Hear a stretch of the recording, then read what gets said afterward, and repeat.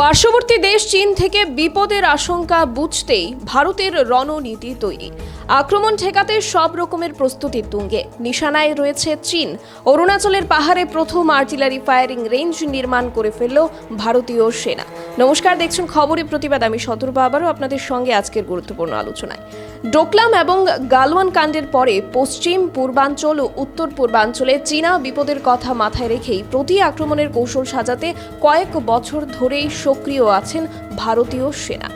সামরিক পরিভাষায় যার নাম high altitude artillery firing range. আদতে অরুণাচল প্রদেশের প্রকৃতি নিয়ন্ত্রণ রেখায় সম্ভাব্য চীন হামলা ঠেকাতে তাওয়াংয়ে ভারতীয় সেনার গোলন্দাজ বাহিনীর যুদ্ধভ্যাস ক্ষেত্র এটি। ডোকলাম এবং গালওয়ান কাণ্ডের পরে পশ্চিম পূর্বাঞ্চল ও উত্তর পূর্বাঞ্চলে চীনা বিপদের কথা মাথায় রেখেই প্রতি আক্রমণের কৌশল সাজাতে এই প্রচেষ্টা।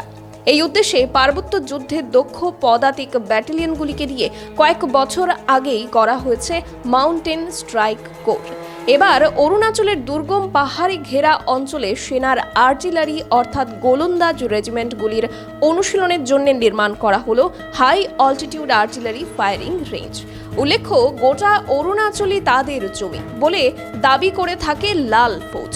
এবার চীনের দাবি করা সেই জমিতেই একটি নতুন আর্টিলারি ফায়ারিং রেঞ্জ খুলল ভারতীয় সেনা।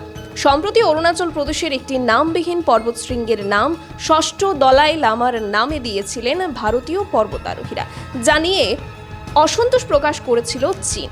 বেজিংয়ের দাবি ওই অঞ্চল তাদের এলাকা। অবশ্য গোটা অরুণাচলই তাদের জমি বলে দাবি করে থাকে লাল ফৌজ। এবার আর পর্বত শৃঙ্গের নামকরণ নয়, অরুণাচলের তাওয়াং সেক্টরে একটি নতুন আর্টিলারি ফায়ারিং রেঞ্জ খুলল ভারতীয় সেনা। এই সুউচ্চ পার্বত্য অঞ্চলে এটি ভারতের প্রথম আর্টিলারি ফায়ারিং রেঞ্জ। সেনা সূত্রে জানা যাচ্ছে যে দক্ষিণ তিব্বত সীমান্তে চীনের সামরিক প্রস্তুতির জবাবে অরুণাচলে মোতায়েন ব্রহ্মাস্ত্র কোরের অংশ হিসেবে এবার গোলন্দাজ বাহিনীকে প্রস্তুত রাখা হবে।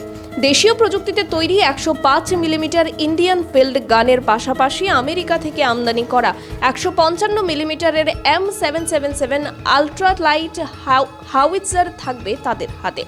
সেই বাহিনীরই লক্ষ্যভেদের অনুশীলন হবে তাওয়াংয়ের ওই আর্টিলারি ফায়ারিং রেঞ্জে। সেনার আর্টিলারি কোরের জিওসি লেফটেন্যান্ট জেনারেল আধোষ কুমার বলেন, সেনাদের যুদ্ধের প্রকৃত পরিবেশের সঙ্গে মানিয়ে নেওয়ার সুযোগ করে দিতেই ওই ফায়ারিং রেঞ্জটি আমরা তৈরি করেছি। পরবর্তী সময় হিমালয়ের উচ্চ পর্বত ক্ষেত্রে আরও দুটি নির্মাণ করা হবে।